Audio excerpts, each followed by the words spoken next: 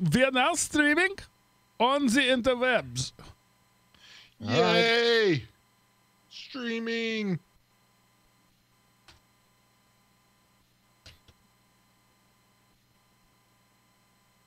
Yay! Streaming. Check 1, 2. Now I gotta wait 90 seconds because I waited all that time before I made any sound. More talking. Check 1, 2. All right. Now I got to wait 90 seconds because I waited all that time before I made any sound. How do you get rid of the stupid Skype box now that's taking half of my screen up? You just have to resize it manually. What a stupid piece of software. How do you get rid of Yes, it's a POS. It's a piece of software. Roll back to Windows 7. Oh, yeah, that's progress. Windows 10, sucking more since 2012. It really is. All the worst features of Windows 8. Everything you hated about Windows 8, now in Windows 10. Oh, right. This looks like it might actually work. Jinda's in the chat room. Hello, my friend. Our last show generated some interesting feedback. 2 different people, both calling themselves millennials, both saying they speak to millennials, both with completely different mindsets. Do you ever wonder if you say something about millennials, you get into trouble these days? They're a very sensitive bunch. Yes. Snowflakes. Every one of them. That's okay. We'll set up we'll do a hangout, a show called Safe Space. Nice. But the cool thing is, for me, looking at things historically, generationally, we have now seen what happens when you refuse to spank your children and you give everybody a trophy. So for like 5 generations, that'll never happen again until we forget and we go back to everybody gets a trophy, nobody gets a spanking. So we should be good after this generation for a good long time. But look at all the damage one generation could do. Well, that's true. One generation can do a lot of damage, but not enough to destroy the planet. So you just have to look forward to the fact that the planet will survive. Society, I can't guarantee, but the planet itself will survive. The planet will probably survive. The worst thing you can ever do with a millennial is tell them that they haven't been around the block yet and they're not entitled to an opinion on something. Don't ever do that, because oh my God, I'm now the evil.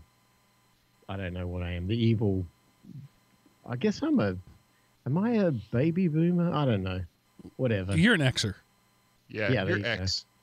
And to be fair, it's not just the millennials that hated that. When I was a young person, I hated that. It's just being young. Yeah. When you're young, you believe that you deserve a seat at the table, when in fact you have no reason being in the restaurant. No. We were smart enough to keep our mouths shut, or we got back. I wasn't. I totally wasn't. No. Yeah, I mean, exactly. But it has an age group, one of those generalizations that doesn't work. We knew we would get our butts whipped if we spoke up. We felt the exact same way. We were just smart enough not to say it. These are all true statements. Yeah. All right, so let's begin recording this thing. This travesty of hey, look, it's podcastery. Working. The line is making wavy noses. Noses? Okay. Wavy noses? I try to say something different every week. Sometimes you just got to deal with the bad. Yeah, when I drop a bad joke, I'll generally say something like, well, they can't all be gems. Eventually, people started saying, but it would be nice if some of them were. Right. So, a great parenting win moment the other day before we began. We're all in the kitchen Tuesday night preparing dinner. Some people are getting plates, some people are gathering up forks, others are still chopping meat. We're all getting everything ready to go. And out of nowhere, unknown to me why this happened, my 9-year-old said, "Hit me with your best shot." Beat. Entire family, fire away! And we all just in unison. It was so awesome because A, that the 9-year-old knew it, and B, that everybody followed along. And we just sang the song as we cooked. It was a great, that's good parenting right there. That's pretty from cool. Was Pat Benatar in the 70s, right? Like late 70s? Yeah, early 80s, late 70s, yeah. Yeah, wow. So, yeah, I win. It turns out it was like the soundtrack to Pitch Perfect or something that they had been listening to in the car. But I'll take credit for it anyway. So, yeah. All right. Let's see. Is there anything I am forgetting to do? Check out the title. Come up with a better one if you don't. No, like I'm it. good with this one. Okay. I'm going to leave it there. Okay. All right. Okay. Here we go. Beginning recording. Hello, everyone, and welcome to the Geek Rant, episode 321, recorded April 1st, 2018, and brought to you by Element OP Productions. I didn't do the title. I forgot the title. Or the Drive Time Radio for Geeks. Well, that comes later usually. So, okay. Yeah. All right, one more time. Hello, everyone, and welcome to the Geek Rant, episode 321. Can You Keep a Secret? Recorded April 1st, 2018, and brought to you by Element OP Productions. Welcome back, ladies and gentlemen, to Drive Time Radio for Geeks. I am your host, Mark, the Sultan of the Soapbox Cockerel, and joining me this week, as always, are your two stalwart co-hosts, Seth, the Gooey Kid Anderson, and Miles, the Aussie Engineer Wakeham. Hello, gentlemen. Hey, Mark, and welcome back, Opiites. I'm glad you're here. Hey, yeah. That's all I got. I got nothing to it this week. I'll follow you guys. You know, I would make some comment about the fact that you have nothing this week, except that you have nothing every week. I'm just going to call you on that. I'm phoning it in, people. And I completely forgot to start a timer on this one, so I'm just going to try to do it manually in my head. Let's see what happens. It's never going to work. So let's talk about movies. This whole show title, Can You Keep a Secret? The topic here is movies, TV shows, books, things that we like, but we're a little embarrassed that we like. And so that'll be interesting. But first, I want to tell you about a movie that I did like, and I'm not embarrassed to like it. In fact, I was very surprised to like it. I took the day off on Friday, just because, and the kids were in school. My wife had the day off. It was Good Friday. She works for a Christian school. They have Good Friday off. So I got an impromptu day date with my wife, and so we decided to go see Ready Player One. I walked into this movie fully expecting to be disappointed because it was one of my favorite movies ever. One of my favorite books ever. One of the few books I've reread. I believe it to be an absolute masterwork of writing, and the movie couldn't possibly do anything but disappoint me, but I had to go see it anyway. And I will say I was not disappointed. I really enjoyed the movie. The movie was almost nothing like the book, and I think in this case it was the absolute safest thing they could have done because they knew they could only be disappointing. So they took the characters that we loved, they took the basic outline of the story, and just made a whole new story designed for the big screen, and I think it worked. Cool. I saw it as well. I watched it on Wednesday night, but unlike you, I have not read the book yet, and I actually enjoyed it. You know, it references it. You know, I mean, it's kind of maybe geared towards the teenage culture today, but it references the games and stuff I grew up on and around, and so it was just really cool getting to see those kind of play out on the big screen. So it made me want to read the book, and I'm glad it's going to be kind of nothing like the movie. Right. So then I can probably enjoy them both that way. I mean, spoiler alert: the hero wins in the end. Oh man. Yeah. So I think one of the reasons is Ernest Cline weaved so much of our childhood. It was clearly written for, and we talked about it at length on the show when I was reading the book. It was clearly written for the 45 to 50-year-old generation, and so it referenced lots of stuff. And I just know that when Spielberg was trying to make this movie, it's like the IP will never fly. I'll never be able to get the rights to all this sort of stuff. So Spielberg has quite a bit of intellectual property on his own. So there were a lot of his stuff that was in there. There were references to movies he had done. The DeLorean from Back to the Future was in there. There was all that sort of stuff. And so I think part of the cheat was we'll never actually get this book made into a movie. So I'll just use my significant clout and make something similar that I own the rights to lots of stuff. And so it kind of gets a little tedious in that regard because it's kind of a one note in terms of the pop culture. But I won't say anything more about it. It's worth seeing. A lot of unknown actors, which I appreciated. Yeah, it's good. It's fun. It's nice. Yeah, I've heard the same thing from a lot of people. I haven't seen it yet, but I haven't even finished reading the book. I did start it, haven't finished it. So I thought it's kind of, I feel a little sacrilegious if I don't finish the book before I go see the movie, even though from what I hear, they're very different. You're totally safe. Portrayals. Yeah. Okay. I mean, there are one or two spoilers. One being a particular character that is not what you think that character is, that is ruined whether you read the book or see the movie. But almost everything else, all the challenges are different, all the puzzles are different. So other than the character-based spoilers, and they modified a few characters, they simplified them for the movies. So there's really there's just the one gut punch that you're going to be out if you see the book first or watch the movie first. Otherwise, you're safe. Cool. All right. I'm up for that. And then just one other thing I wanted to mention. I talked before about the fact that I had gone to see The Greatest Showman. That could be on my guilty movie list because I really liked it, even though it's a total chick flick. It's a Broadway show on film. And, I told you my kids were wearing me out with the soundtrack. It's everywhere. Well, guess what came out on digital download this week? So guess what we watched already 3 times this weekend? Greatest Showman on Google Play. Sometimes having access to stuff is not the best thing.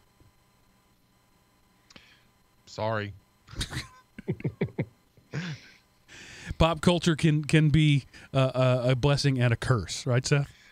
Yeah, so I was just kind of flipping through the channels and Waterboy was on. So I love Waterboy, and it was kind of near the end, but this is where I've got to say, pop culture, just freaking stop it. You are so over the top now. It's stupid. So near the end of the movie, when the kicker goes to kick the ball and, the Fonz tells him, visualize and attack, and he's like trying to think of something, and what he comes up with is a Ku Klux Klan guy, and so the football morphs into the head of a Ku Klux Klan person, and then he's able to kick it far, and, they do the field goal to win. Well, in the... Spoiler alert. This movie's been out, 10 years? So, but so they go to do that, and this time TBS or whatever station does it, the football all of a sudden disappears from the screen, and he kicks air, and then the football materializes as it flies through the air. And I was just like, it's not even a whole KKK guy, it's just the hat, the guy with the little sheet on his head, and they edited it out of the movie. That's dumber than cutting the fart scene soundtrack but leaving the visual in for Blazing Saddles.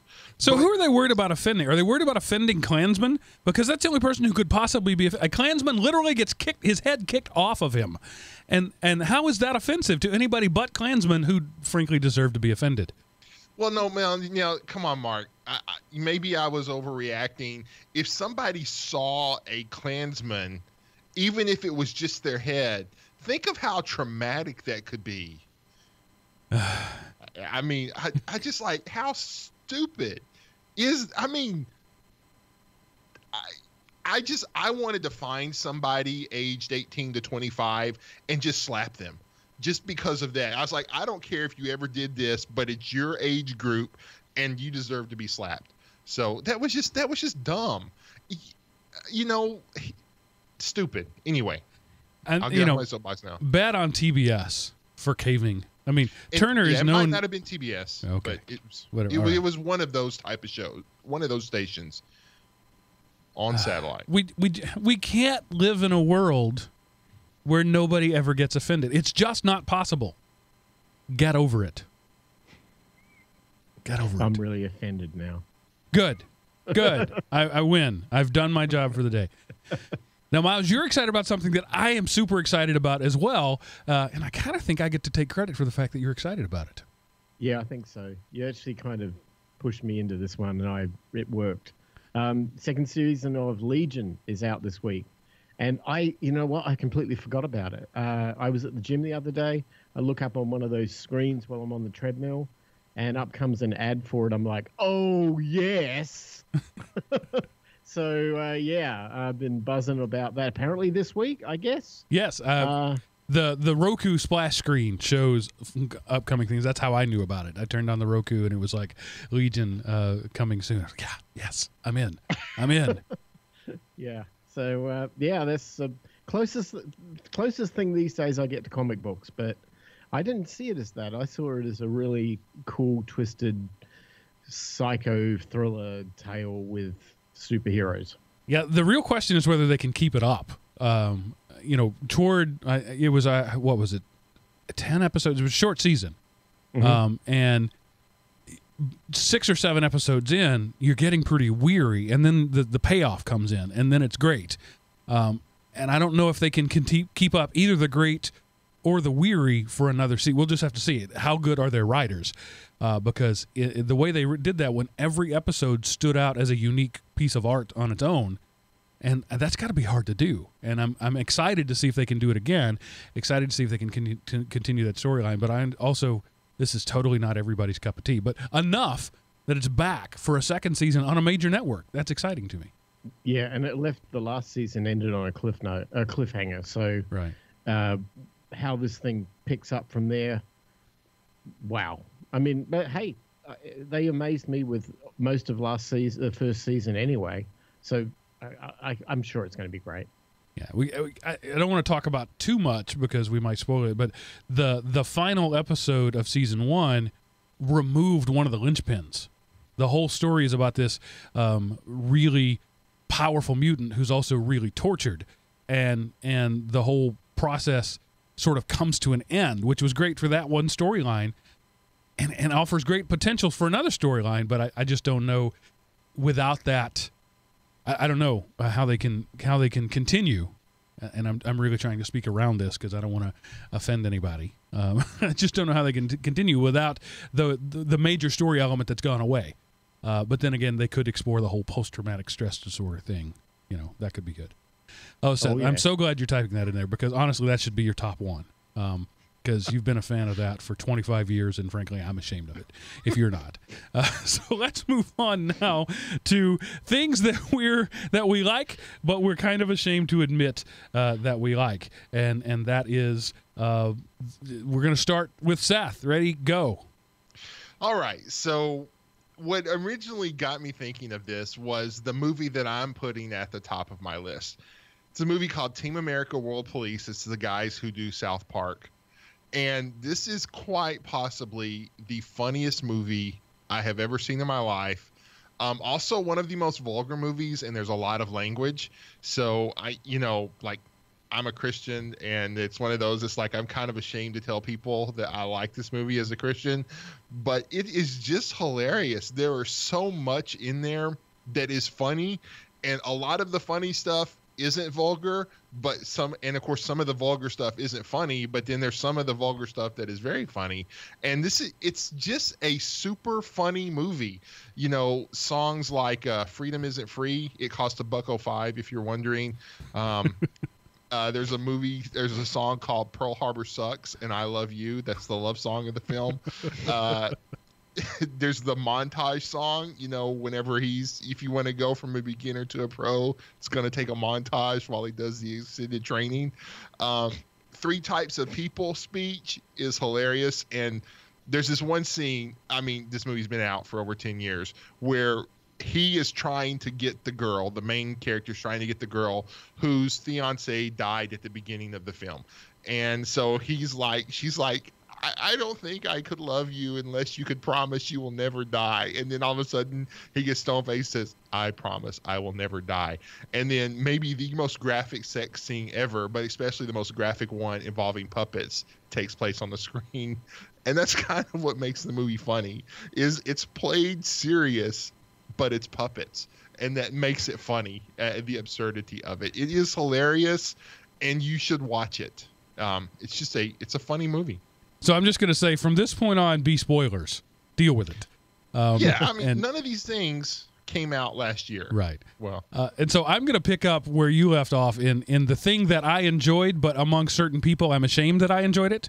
And that is something I've talked about here a great deal, is Altered Carbon. And I warned you that it's very adult in its nature. At its worst, it verges on softcore porn. At its best, it's beautiful art involving naked people. And so when I'm sitting around after church with my friends at lunch, and they say, "So what have you been watching?" Watched some reruns of Andy Griffith the other day. It was really funny. Really still holds up.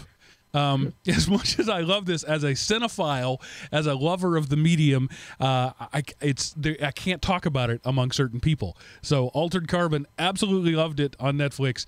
Can't talk about it among certain people. Yeah, it's pretty cool though. I mean, that show is certainly one of the best. I guess it came out in 2018, right? So we can call it a 2018 release. That thing is pretty awesome. Yeah, I mean, it's movie quality for every episode. Right, it's an 11-hour movie. It's outstanding. Yeah. It's a wonderful story arc, beautiful, expensive visuals, but crazy adult. I mean, if you even a mature, like 20-year-old would be. I wouldn't take an immature 18-year-old into this one. It's serious, but yeah, really, really good stuff. Yeah. So, Miles, what have you got that you like, but you can't admit that you like? I'm going to go back in time, way back to the 70s when I was a kid. And I don't know how on earth this happened and how I stumbled into this TV show, but I happened to watch a TV show back in, I guess it was 74, 75, called Kolchak the Night Stalker. Have you guys seen this? No, I can't say that I have. Well, I've seen of it, but I don't think I've ever seen it. All right. So it's the cheesiest 20 episodes of television probably ever made in terms of the worst special effects, but the acting and the direction and the storylines are unbelievable for its time. And it actually became the series which was the inspiration for the X-Files. If Chris Carter constantly attributes his motivation to create that series from this particular series. It starred a guy by the name of Darren McGavin who passed away recently. And I think he was in Waterboy. I might be wrong. I know he's in an Adam Sandler movie. Anyway, it's sort of a horror theme, but from a journalist who has to uncover all these weird stories and kind of think X-Files with cheesy werewolves and vampires and stuff like that. But in its time, it was everything to me. So I would probably have watched every episode 20 times by now. So just this last week, somebody, I think it was Facebook probably, posted a picture of the first ever on-screen battle between Hulk and Thor. And it was Lou Ferrigno's The Hulk and Cheesy Thor. And it's like, I couldn't even get through the 2.5-minute fight scene. I couldn't make it happen. But back in the day, I remembered that, and it was awesome. And I showed my daughter, I said, you might recognize Thor. And, of course, it was postage stamp size video because it was so old, and she didn't get it. I said, it's the dad from Good Luck Charlie, the Disney show that you used to watch when you were 8. And this is what the mighty Thor became, a sitcom dad. But, yeah, it was so terrible. And the visual effects, if you could even call them that. Like, there's this scene where Thor pushes this really heavy piece of equipment, and it's supposed to slide across the room really quickly, illustrating his strength. And yet you can see the 6-foot inclined ramp that they had put it on. You could see the wheels on it. It was obvious that it was not hard for a regular man to push, but you're just supposed to suspend your disbelief of that. In the 70s, there was a lot more suspension of disbelief. There had to be. There had to be. The worst thing in the history of modern television, or history of television, would have to be an episode of The Night Stalker in which a headless motorcycle rider is going around killing people, and literally it's a guy on a motorbike with an oversized body sitting on top of him with no head. It's the most ridiculous piece of prop I've ever seen in my life, but it worked. I have no idea why, but it worked. A lot of it though has to do with the fact that you weren't used to it before, and so you didn't know to look for that stuff. And now, we've just gotten so much more snobby in our consumption of media that it just doesn't impress us much anymore. We are recording on Easter. If Jesus Christ were to raise from the dead today and step out of the empty tomb and go on, Facebook Live, the first comment would be fake. That's just the world we live in. Yeah. So I'm going to go with my next one. It's one that I love. I truly enjoy it. I bought the DVDs. I own it in my collection, but I have to give up my now. I'm just going to preface this. I gave up my man card a long time ago. I have three daughters and a wife. I live with 4 women. I drive a minivan. I gave up my man card a long time ago, which makes it easier to say that one of my top 10 favorite movies of all time is Legally Blonde. Okay. Okay. Wow. I tell you what, you're a giver. I mean, it's an enjoyable movie. I wouldn't put it on my top anything list, but it's an enjoyable movie. The jokes work. It is funny. When you put aside the male bravado, actually the male bravado is what helps it work, because you can watch her through the mindset of the male bravado, and it just works. And this chick who it's a story about female empowerment. It's a story about not letting society tell you what you can and can't do. It's a story about the things that money and privilege can buy. Wait, no, we're not supposed to mention that part. But it's just funny. The jokes work on every level, but I think people don't give it the full credit because it's this cutesy chick flick. But it's really, really well written. The dialogue is witty and clever. The plot twists are truly unexpected the first time you watch it. It's completely unbelievable. There's, it's a legal thing. There's a scene at the end, again, spoilers beware. There's a scene at the end where they're trying to prove this woman's innocent. She's accused of having an affair with the pool boy. The pool boy is obviously gay, but how do you prove that in a court of law? So they do the lawyer trick and say, where were you on this here? And he gives an answer. And then what happened next? And he gives this answer. And your boyfriend's name is Chuck. What? No, I meant my friend. My friend's name is Chuck. And then a gay guy stands up and says, you bitch, and steams out. It's hilarious if you just put aside your masculinity for just a little while and enjoy the movie.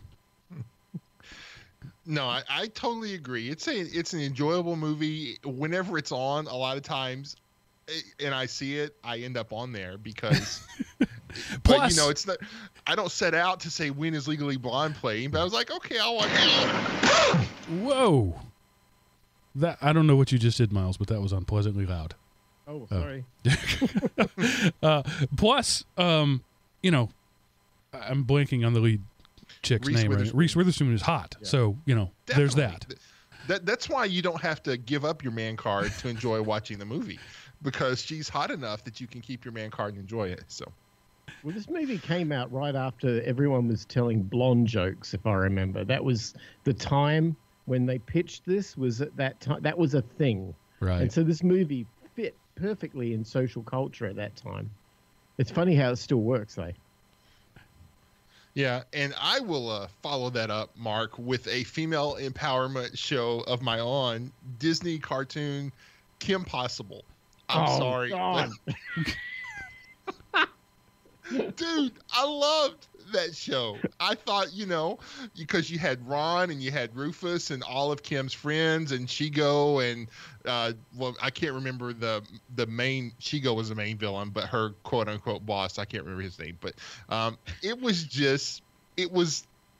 it just hit me right, and I enjoyed Kim Possible. It was fun and funny, and it was silly, and it was very enjoyable. So that's one of those, you can't tell people you like this, but luckily my niece was of the age where I could talk about it with her and stuff. So Kim Possible. I know it well because my 5-year-old daughter was a huge fan, and it was the whole thing running through the house was all about Kim Possible and all these catchphrases from that show. And I just, oh my gosh. Okay. What's the stitch, I think? Yeah. There are a very few of those kid shows that my children have made me endure that I could just, I could condescend to watch. But to say I enjoyed any of them is a real stretch, except for Phineas and Ferb. Cool people like Phineas and Ferb. It happens to be a cartoon show for kids, but I'm telling you, it is some of the best humor anywhere. Watch it. It's now gone. It ran its course, and it's been replaced. The same group of people is now making a show called Milo Murphy. The title character is voiced by Weird Al Yankovic. It's a kid show, but it's not. So I put that in my ashamed to watch list, but I'm really not. I'm actually pretty proud of the fact that I love Phineas and Ferb.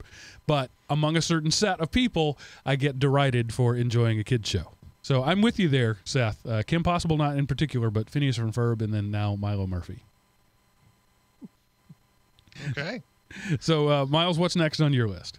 Well, there was this TV series in the 90s called Get a Life. I don't know if you guys ever watched it. It was on regular cable TV. And I thought it was the most stupid thing ever, but I really liked the band REM, and they did the theme song for it. So I thought, yeah, I'll watch this thing. And oh, yeah, this is ridiculously deadpan stupid.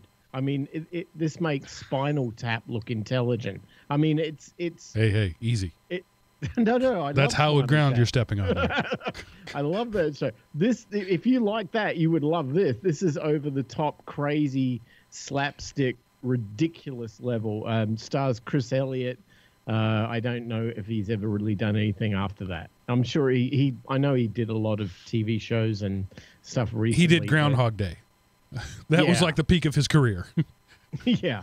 But this if you can hunt this thing down, and I'm sure it's on Netflix or something, but it's ridiculously stupid. And you can't, you're either going to be offended by it, you're going to think it's absolutely beneath you to watch it, or you're going to love it. And I fell into the final category with this one. I saw this a few times. My brother actually enjoyed this show. So, and I watch it over at his house some. Aha.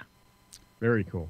All right, that's a new one on me. I can't say I enjoyed that one at all. Seth, you have to fall on your sword for. I mean, Seth and I were roommates. Well, actually, we never actually lived together. He just didn't leave, so he didn't pay rent, but he was just there all the time. And he watched this show in like 1992. And we derided him for it then, and he's been a super fan of it for 25 years now. So, Seth, it's time to come clean and admit that you're a fan of the original Mighty Morphin Power Rangers. So I enjoyed it for the cheesiness. I reveled in the cheesiness of it. The later on series, like, I didn't realize it was still going on. At one point, I was like, what? They're still making those? And of course they would change. But the original Power Rangers and the first movie that was released to the theaters, I loved them. They were so enjoyable and so funny. Teenage kids who needed the show so they could pay for acting lessons so they could get a better acting job later on, and just stupid over the top fight scenes, bad dubbed writers, and of course I realized later on, I didn't know it at the time, but they were just taking the Super Sentai stuff from Japan and dubbing the Japanese characters with new English dialogue, and then just interspersing the American teens in and around the Super Sentai footage. But it was a cheese fest, and it will never be greatest shows, except possibly greatest amount of cheese ever to come through the television. But it was great, and it was just fun. You could just watch it and just let your brain die. Some people did drugs to ruin their brain. Some people watch Mighty Morphin Power Rangers to ruin their brain. So those of us of a certain age, Miles, you weren't in this country at this time, so you might not know what I'm talking about. But there was the Croft Saturday morning shows. There was Electra Woman and Dinah Girl. There was Dr. Shrinker.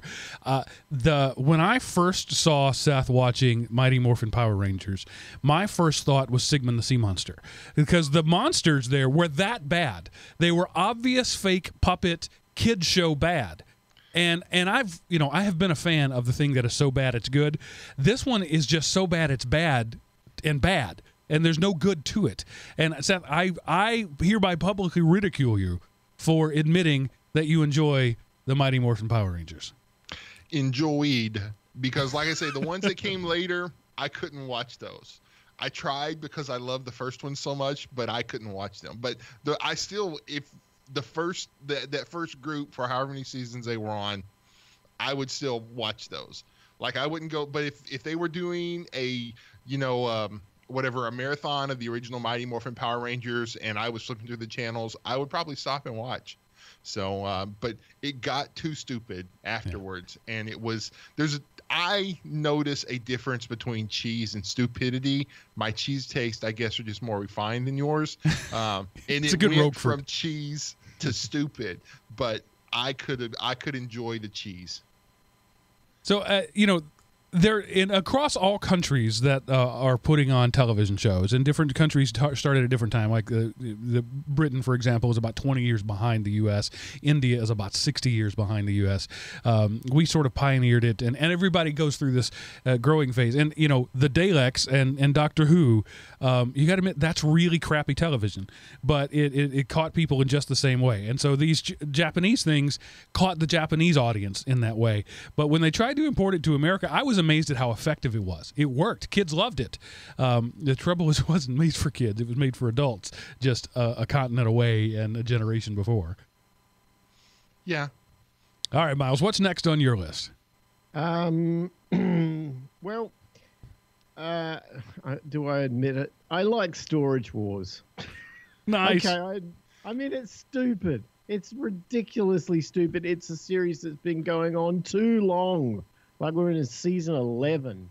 But there's just something in my DNA about treasure discovery and just finding something for next to no investment and then finding out what it is. And I don't know, this show, I still, to this day, will binge watch this show. I don't understand why. Somebody tell me. I don't know why. Maybe for the same reason I watch Texas Flip and Move. I think you have a feeling of superiority because you're not the one doing it. Right. Yeah, but Storage Wars is good production television, though. I watched Storage Wars back in the first 4 or 5 seasons. What was the jerk with always dressed in black and wore the sunglasses? And yep. Yeah, that guy. And then there were allegations about it was all fake, and it was a big news. Of course it was fake. Who didn't know this was all fake? Who didn't know this was all set up? You're the moron if you didn't know. I didn't know it was still going, Miles. Yeah. This is news to me. Yeah, every Wednesday night there's 2 new episodes every week. It's been like that for like 20 years, or it feels that way anyway. Oh, that's awesome. So I'm going to go right there with you. This is a new show, but again, I can't explain why I like it. I just do. And that's the Big Family Cooking Showdown. It's on Netflix. It's a British show. They bring British families together, moms and grandmas and sisters, and they have them cook challenges for people, and the judges tell them what's best. That's the silliest premise ever, but it's actually a lot of fun. And maybe the reason I like it is that I can watch it with my girls. I do enjoy cooking. We, as I mentioned earlier, we cook together often. So maybe that's why I like it. But in terms of production quality, in terms of storyline, it's terrible, but I love it. Well, I think that show, and look, I might be wrong on this one, but I actually think that show was originally an Australian show. Okay. And I think the Brits took it and then a version of this is what happens with reality TV. It moves around. But yeah, I know and I can't even think of the name of the Australian one now. But yeah, it was like a competitive. Families would compete with each other to who could do the best meal. Is it the same sort of? Yeah. Yeah, they're great. They're great because the thing about it is you can relate to it because it's not something that you could be that family, right? Yeah. And that's the beauty about that model. But yeah, very, very cheap to make. Right. Really cheap to make. And that's the economic formula that works. So like their set is a tent out in the middle of a field with a couple of ovens in it. And so they bring them in and they cook in the tent. And a couple of the things actually happen in the home, and that's what I kind of like. These are regular people in their British kitchens. British kitchens are tiny. My refrigerator is bigger than a British kitchen, and they cook these beautiful meals, and they turn out this chef quality food. And maybe that's it because you're just like, I could do this. This could be you. Yeah. All right, what's next? Seth is out, so Miles, you got another one or two left, right? I got one more. Okay, so our neighbors to the north, Canada, produced a TV series again in the 90s, I think, called Kids in the Hole. And it's comedy, sketch comedy, totally experimental. But when these guys fell on something that worked, it was epic. And it kind of followed the Saturday Night Live principle a bit. You didn't quite know whether a sketch was going to work, but you're going to run with it anyway. Well, they did that with big budget, and it's fantastic. And to this day, I would say probably 8 or 9 out of 10 of the sketches are not quite, they're funny, but not quite. But when they hit one that worked, it was over the top hilarious. So I still love that series, Kids in the Hole. Did you guys ever see that? Yes, love some Kids in the Hall. They had some.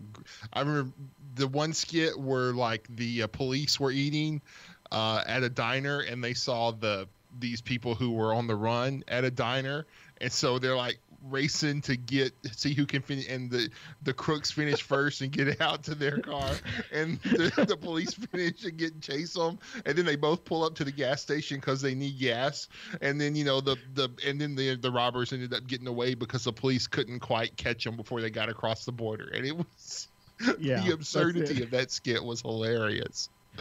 Yeah, these guys are. There's one thing that I must give the Canadians credit for. They have a fantastically hilarious, twisted view of normal, everyday things that makes life just worth living. It's brilliant. And this show just portrays it so well. But yeah, I remember that sketch. I'm not familiar, but I know some of the people who came out of it.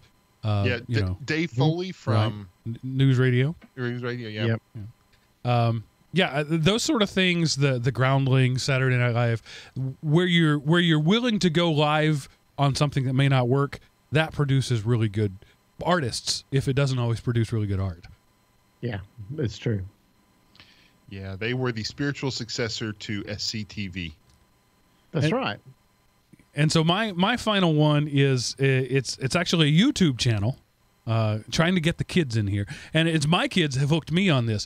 It's the Holderness family. So it's this guy, last name is Holderness, who used to be a big time like news guy. He was the anchor man. He was Ron Burgundy, and he left that job to do YouTube videos, and the whole family's in it, and they do parodies of songs, and just it's really funny, but it's very family friendly because it is a family. It's the man and his wife and his kids. They all get involved, and they produce a couple of videos a week, and they're usually some musical parody of something. And I've blanked on anything right now. There's one. What is that song? But anyway, it's a Thanksgiving song, and then it's "Do you want some pumpkin pie?" and it's ridiculous and fun. So yeah, Holderness, HOLDERNESS family, and it's kind of good in not just in the content of it, but it's kind of nice to know that. It can be done. You can break away from the everyday, the real job, and you can do this crazy YouTube thing with your family, and it works. So there you go, Holderness family. I'm only mildly saying that. I'm actually kind of plugging that one. But I'm surprised that among all of us, there was not only the one YouTube on that one. I would expect that to, in the modern world, I would bet if we solicited this from our audience, which I'm doing right now, we'd get a lot more online-only stuff. We've established that we're old and out of touch. But, the thing is, I don't know, back in the day, you had a very limited amount of entertainment to draw from, and so it was like, when I was growing up, we had 4 channels, and one of them was PBS. And so it was like the TV had to be on because that was the God we all worshipped. So you would watch stuff now 5 minutes into a YouTube skit. Okay, I'm not ever going to watch this again. So. Yeah. It's true that I would say I spend 50% of my watching hours on YouTube and 50% on everything else. But I like a lot of, DIY and, educational content and stuff like that. But, there's also stupid stuff. But at the same time, I don't know. There's something attractive about YouTube. And maybe if we had this conversation 10 years from now, it might be a whole different thing. But I don't know. The stuff that's sort of etched in my mind as being, the stuff that I like that are kind of, it comes back from many, many, many years ago where you growing up on television, certain shows etch into your psyche and it's really hard to let go of them. And they define you to some degree. It's true. We are what we consume in both food and media. So now, Seth, what happened this week in history? All right, Mark. Well, I wanted to let not only you, but our vast audience know that on March the 31st, 1880, Wabash, Indiana, became the first city in the world to supposedly completely be illuminated by electric lighting. So Wabash used a new type of carbon arc light invented by Charles Brush in 1870. It consisted of 4 3,000 candle power lamps that were suspended from the top of the courthouse, and via some rough calculations based on formulas found through Google search, each one of those lamps would be the equivalent of 40 to 45 60-watt bulbs. And they used 2 telegraph wires that ran from the lamps to the courthouse basement, where they were connected to a threshing machine to provide power. And Mark, that happened this week in history. And now back to you. So not only did it light up the city, but would also electrify anything that came near it. Arc lamps are just what you think they are. It's electricity arcing between 2 electrodes. Wow. That was dangerous and stupid, but hey, we didn't know much better in 1880. Yeah, and so that's the first city with complete electric. And of course, the city probably wasn't that big. And if you've got the equivalent of 260-watt bulbs, that can illuminate the whole town. And so just over 100, wow, that's 140 years ago now that we've had electricity. So bring on the interwebs. Yeah, long before Edison and General Electric were fighting over who was going to light up the world, Wabash, Indiana was doing it. Yeah.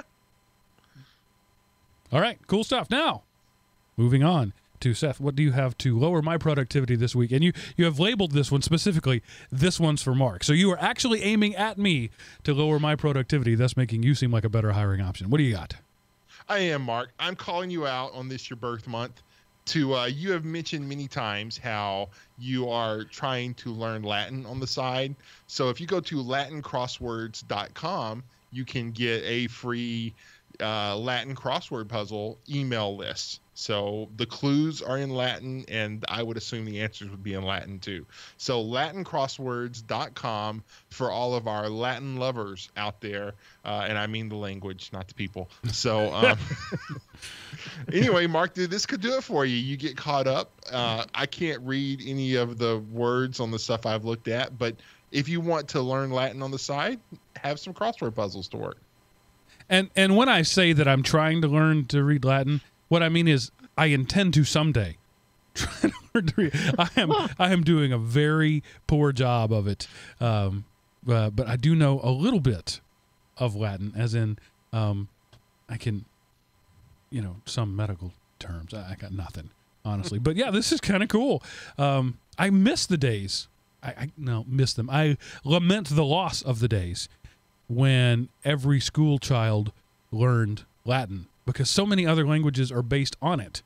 And we've just decided to let that go because, it's not in the core curriculum or whatever the reasons are.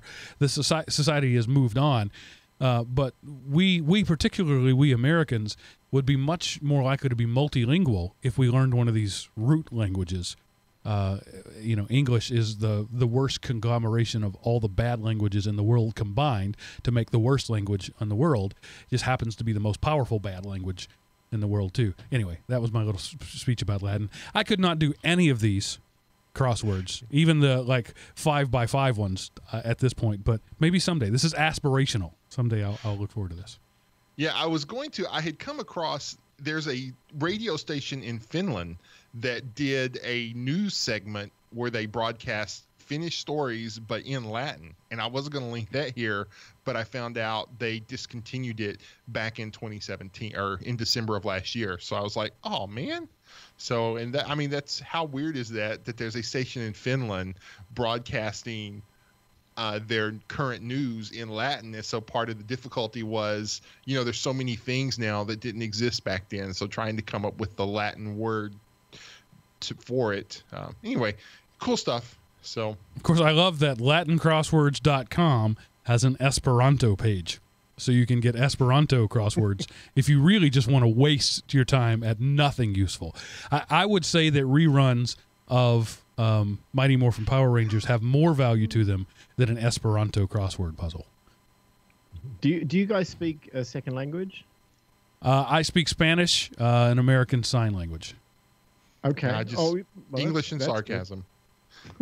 I learned French when I was in high school, and we were talking about getting out of Phoenix in summer, which you do, because it's already starting to get a bit hot here. And one of the areas we were thinking about visiting was in the French countryside, like around Bordeaux, and just hanging out there. Only so I found out they don't speak any English down there. It's 100% French. Well, it's in France, right? You'd kind of expect it. But if you go to Paris, you can get away with English, and they don't give you too much of a problem with it. But apparently you can't in the countryside. So I'm going to dust off my high school French books and try and remember half this stuff. This is going to be scary. That's sort of classic worlds colliding there. The brash American, in your case, Australia American, going in there and just expecting the natives to speak your language. That's brash. But at the same time, if you set yourself up as a tourist destination, that's what their entire industry, or a large chunk of it, is tourism, and yet you refuse to learn the language of any of the tourists, that's arrogant too. So it's like clashing national arrogances there. Yeah. How dare they not know our language? I mean, come on. Well, I bet you $1 they know it. They just won't speak it. No, and you know what? When in Rome, right? And it's up to me to adjust. The scary thing is that I know I have to adjust. So we'll see how that goes.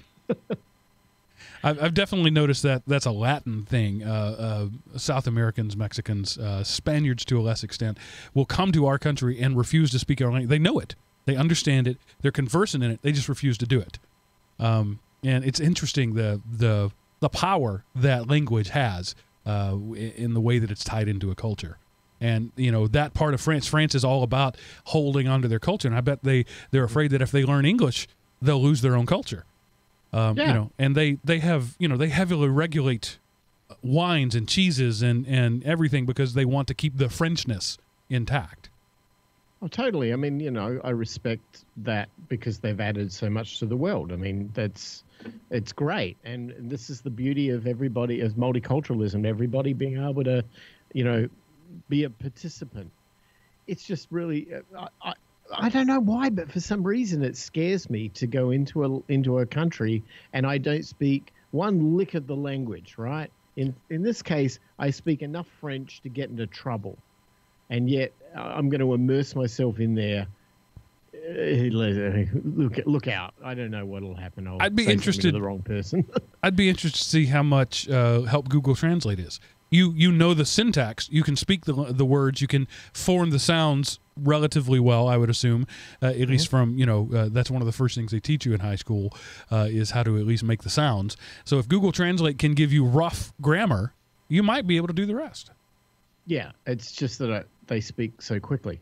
Yeah. Well, they should be able to speak into Google. That's the theory. That's how Google Translate's supposed to work. They should be able to speak into it, and it translates, and then you go back. It makes a 5-second conversation to the cabbie take about 45 seconds, but, we'll see what happens. I'm excited to hear you report back about that. Okay. All right, this is the part of the show where I tell you how you can feed back to us. Tell us what you think about languages, about movies. What are your guilty pleasures in terms of media? We didn't have any books here tonight. It was just video stuff. We didn't have any music. I bet Seth is secretly a gangster rap enthusiast, and he just won't admit it. So let us know what you think. What's the thing that you're a little ashamed to admit that you like, but you're also willing to come on the show and admit it among thousands of people? So let us know. You can go to elementop.com, click the Contact Us button at the top of the page, answer the world's hardest CAPTCHA, fill out the form there, and that sends a nicely formatted email that gets priority in my inbox. I will read your emails before I read others. That's how important you are to me. Or you can dial 559-I-AM-OPI and leave us a voicemail. Haven't had one of those in a while, and we'll play it on the show. We look forward to hearing what you have to say because, as we often said, this is listener-generated content. We come up here and we pontificate, but then we would like to have you come back to us and with suggestions, with ideas, with interesting people you'd like us to interview, that sort of thing. So let us know what you think, and we'll look forward to hearing about that. Now, Seth, Miles, any words of wisdom, any final words to say to our audience before we say goodnight? Watch out! The only thing I was going to add was that if any of the shows we've come up with that we've spoken about rings a bell to any of the listeners, I'd be so curious to know if anybody out there, when they heard, somebody talk about something, went, oh yeah, I really like that too. I would love to hear that we're not alone out there in this crazy world of media. Yeah, because, misery loves company. We don't want to feel ashamed alone. Yeah, so that's it. The last thing I want to say to you is we encourage you not only to feedback to us, but also to support us. And there are several ways that you can do that. Not least among them is throwing money at us. I mentioned before that on average we make about $1.50 an hour to do this show. We're not losing money. But we're not exactly throwing things away. Today, I haven't mentioned it. Today is my birthday, and I was talking to my wife tonight about doing the podcast, and she says, "You're going to do a podcast on your birthday?"